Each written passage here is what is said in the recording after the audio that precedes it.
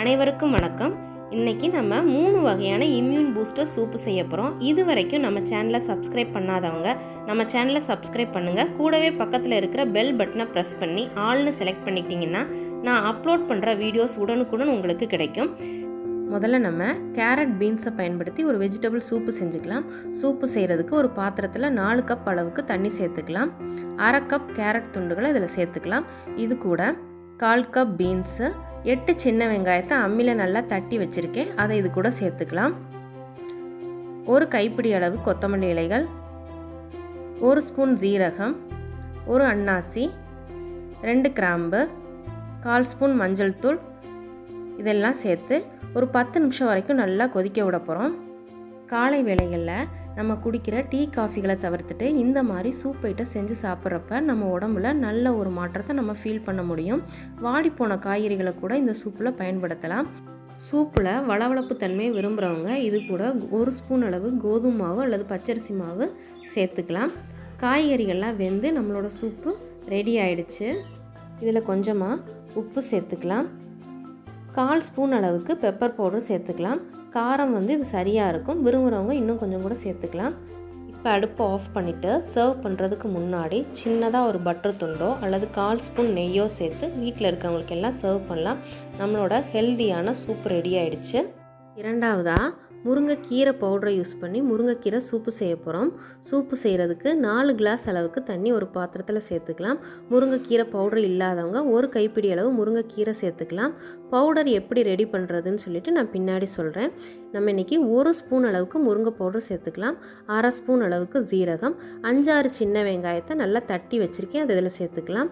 1/4 spoon மஞ்சள் தூள், 2 தக்காளியை நறுக்கி வச்சுருக்கேன், அது இதில் சேர்த்து ஒரு 10 மினிட்ஸ் வரைக்கும் நல்லா கொதிக்க விட போகிறோம். முருங்கைக்கீரையை சர்வரோக நிவாரணின்னு சொல்லுவாங்க. அந்த அளவுக்கு முருங்கைக்கீரை நம்ம உடம்புல நோய் எதிர்ப்பு சக்தியை அதிகப்படுத்தும். முருங்கைக்கீரை பவுடர் தயார் பண்ணுறதுக்கு முருங்கைக்கீரையை பறித்து அதை நல்லா சுத்தம் பண்ணி கழுவி ஒரு துணியில் நல்லா உலர்த்தி விட்டணும்.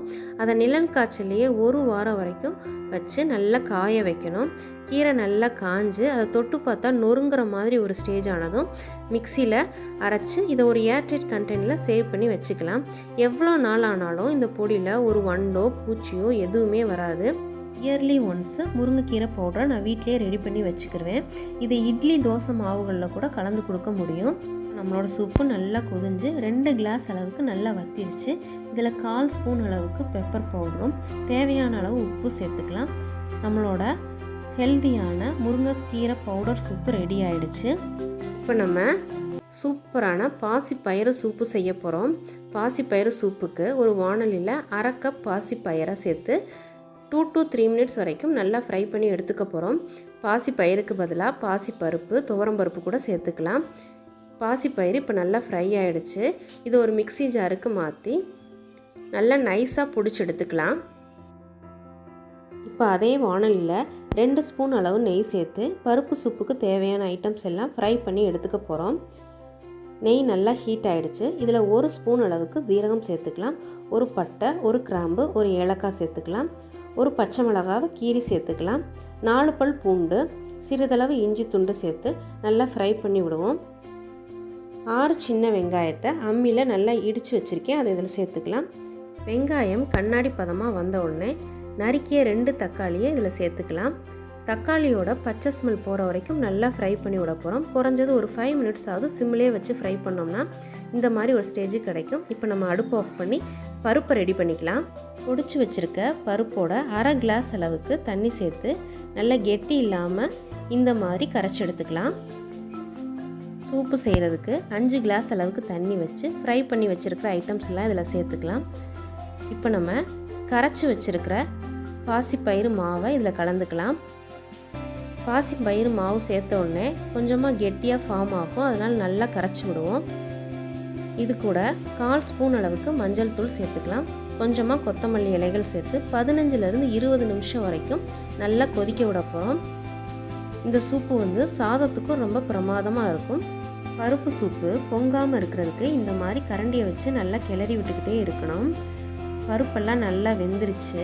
இப்போ பார்த்தீங்கன்னா நல்லா தெரியுது. இதில் கொஞ்சமாக உப்பு சேர்த்துக்கலாம். 1/4 ஸ்பூன் அளவுக்கு பெப்பர் பவுடர் சேர்த்துக்கலாம். நம்மளோட டேஸ்டான தால் சூப்பு ரெடி ஆயிடுச்சு. நான் இன்றைக்கி சொன்ன 3 சூப்பும் எப்படி இருக்குன்னு செஞ்சு பார்த்துட்டு எனக்கு கமெண்ட் பண்ணுங்கள். நம்ம வீடியோஸ் பிடிச்சிருந்தா லைக் பண்ணுங்கள். நம்ம சேனலை சப்ஸ்கிரைப் பண்ணுங்கள்.